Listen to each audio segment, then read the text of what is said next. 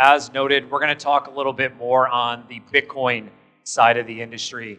Part of the industry that's very near and dear to me, as I have been a part of this side of the industry for almost 5 years now, and have had the pleasure of watching this develop from just a very nascent part of the industry of just BTC an asset and Bitcoin the network, to now a flourishing part of the industry that has not only grown immensely over the last few years, but now also dominates more than any other asset and industry against all other projects as well. But to understand where we are going when it comes to Bitcoin and unlocking this next trillion-dollar economy, we need to understand its past and its present, where we are today. Bitcoin began this entire industry back in 2009. It's when we saw the initial Genesis block. It's when we saw the beginning of the white paper and how this entire industry would evolve over the next 16 years. And Bitcoin has amassed from a very introductory asset to over a $2+ trillion asset. It's something that continues to grow and dominant against all other projects. Over 60% of today's digital asset industry is actually represented by Bitcoin and the Bitcoin ecosystem as well. But very uniquely, over the last year, Bitcoin has begun to change. Unlike any other asset we have seen in this industry, Bitcoin has begun to separate itself as a network and as a distinguished asset class.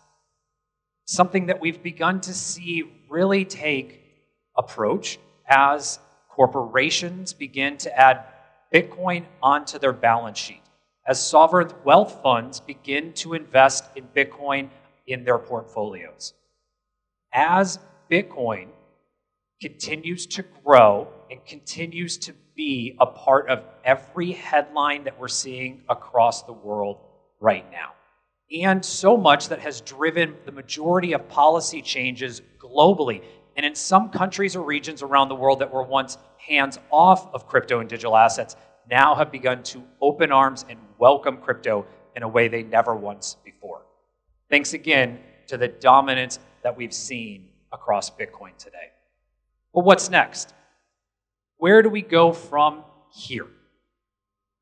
Bitcoin, while great, does have its weaknesses. Part of its strengths, however, is that it's a very simple protocol, meaning that it does not change easily. It's incredibly durable. It has been the most stable and secure network that we've had in this industry to date. But it is also slow by nature.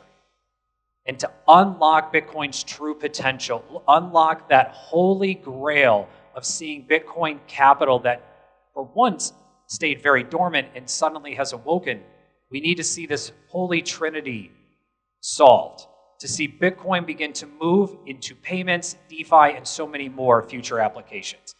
That's around programmability, security, and user experience as well. On the Ethereum and Solana side and other ecosystems, we actually saw this prove true, that it is possible to have these three things together. It is possible to see thriving ecosystems. It is possible to have applications that include all three of these principles. Now it's time to bring those back to Bitcoin.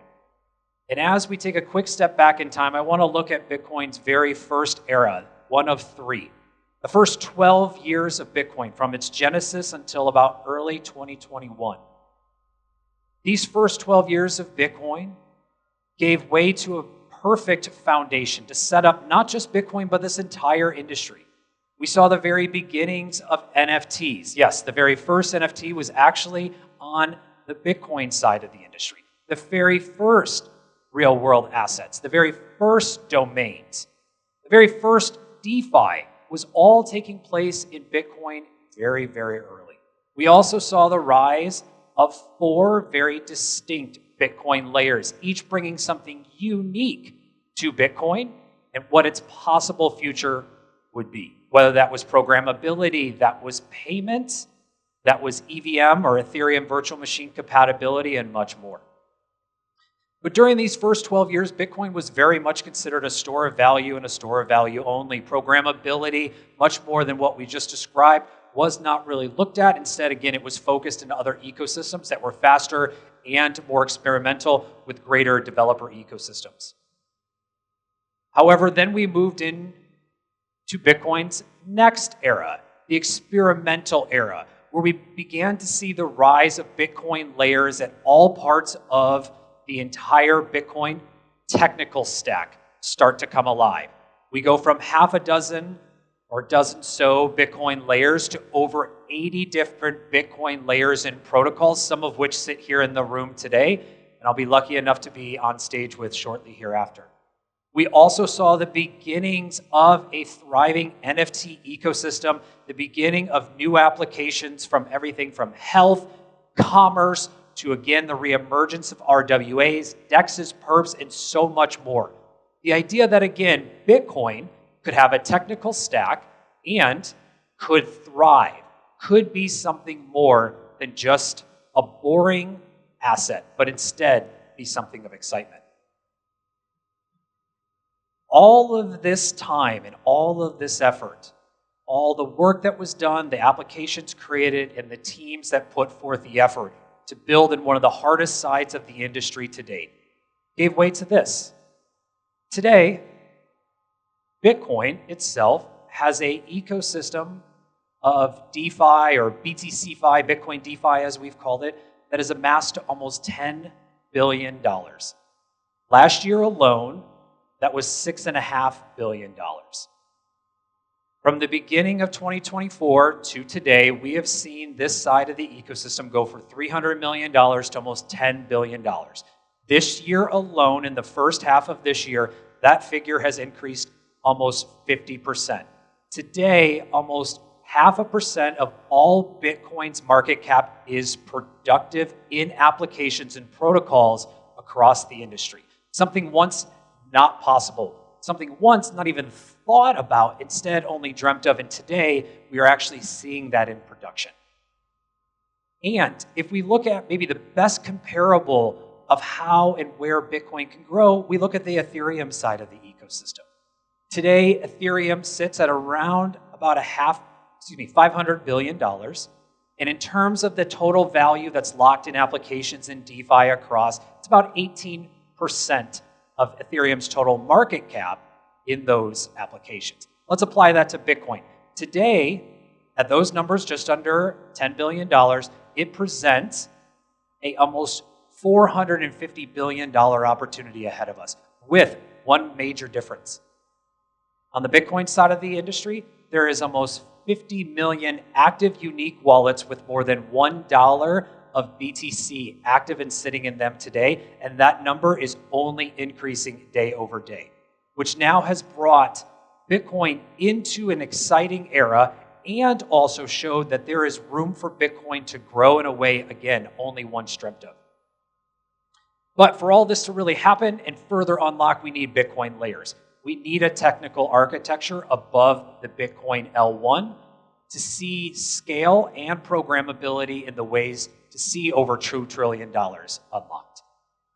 And that's one of the things that we're working on at Stacks, from programmability to scalability to increased usability or UX with some of the fastest transaction speeds across the Bitcoin industry and the beginning unlock of more than 5,000 BTC active across protocols today. And we've been lucky enough to see a thriving ecosystem of developers and applications, and one of the fastest growing, number 7 of the top 10 today, ecosystems in this entire industry in terms of developers. But that represents just a part of the greater Bitcoin landscape that, again, over the last almost 15 years has emerged. And this map right now represents what's truly come to market in the last 18 months and growing.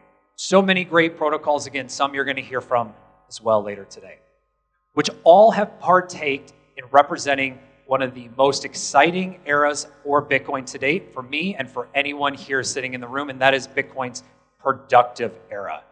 That is the era that Bitcoin begins to move into DeFi, staking, restaking.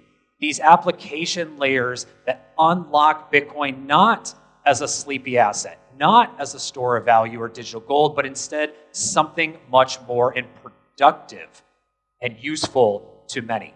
It also is a time when we begin to evolve in trust assumptions. We look at going from trust minimized to trustless transactions. We see the emergence of not just a few different types of RWAs or real world assets, but begin to onboard the 900 trillion plus assets in the world to the most stable and secure and durable network in existence. And this era has been driven a lot by institutional adoption and also open government policy around the world. The Bitcoin spot ETFs came to market in the beginning of 2024. It began with just under a dozen. Today, almost a year and a half to date, we have over 40 ETFs trading globally today. They have almost 1.5 million Bitcoin in terms of accumulation and represented in them. There is over $40 billion that was driven in 1 year and growing today. That is also given away to the Bitcoin standard companies and treasuries that you just heard a little bit about on the stage previously, and you're going to hear more today as well. You've got companies like Strategy, MetaPlanet, K-Wave, Galaxy, DDC, and many others who do not just represent in one, but in many countries around the world who sovereign wealth funds have begun to take and accumulate Bitcoin onto their portfolios and, more importantly, have driven a change in policy. A country like Japan has now begun to implement new policy changes around how Bitcoin is adopted, how Bitcoin trades in public markets, and how Bitcoin is taxed. Somewhere like Korea, somewhere like the UAE, somewhere even like the United States suddenly have shifted their policy and opened the doors for everything and anything when it comes to, first and foremost, the Bitcoin side of this industry that will give way to the greater digital asset. As an example, in the United States, we just saw the opening of Bitcoin and digital assets being a part of retirement accounts. We just saw something very similar in Korea with institutions being able to bring Bitcoin onto their balance sheets. We've seen very similar policy shifts around the world, and we expect to see much, much more as Bitcoin continues to dominate and evolve, which will help us move today from 0.5% to more than 5% in total productivity for Bitcoin as we know it. Today, now, thanks to that massive landscape of different protocols and applications, Bitcoin has plenty of places to go and be productive. It is no longer a sleepy or a dormant asset. It is no longer locked. It is today unlocked. Bitcoin capital is now moving. It is flowing across all different layers of this landscape here. Not only can you do basis and lending and borrowing, we see now that real estate companies are opening up to using Bitcoin and other assets as collateral, but also you have tokenized and wrapped assets across the industry that provide different unique principles and also trust assumptions. You now have Bitcoin staking, restaking, and yields, true Bitcoin yields, not just price volatility. But you also have an immersive, growing Bitcoin DeFi landscape across many different ecosystems, stacks included. And you now have rising institutional yield funds that are open for anybody and anybody to contribute their Bitcoin to grow in new ways. Again, today, Bitcoin capital is unlocked. And increasingly, we take a moment to look back, zoom out from the bigger picture. The digital asset industry represents just around $3.5, almost $4 trillion today. That is a small piece of the $900 trillion of global assets in this world. However, across today's discussions and mine, along with the panel that is due to follow, I hope you take this away right now. The Bitcoin side of the ecosystem is just under $10 billion in size with almost 50 million users available and active today. The real-world asset side of this industry represents $25 billion and almost 350,000 users.